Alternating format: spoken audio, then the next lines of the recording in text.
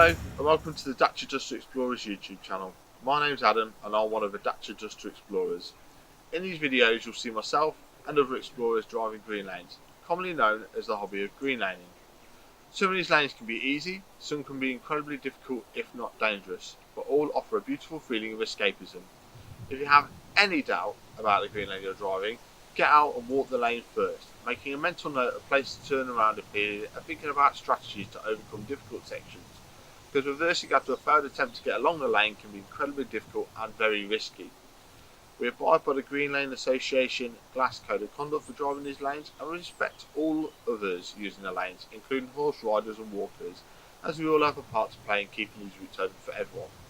If you're thinking of green laning yourself, please consider joining the Green Lane Association to help fight to keep these lanes open and to help you understand more about this hobby. They also have a Trailwise 2 website which will significantly aid in your planning.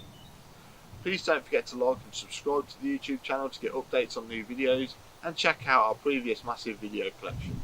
For more information head to the website www.daciadusterexplorers.co.uk, and finally, thanks for watching, stay safe and enjoy your trips.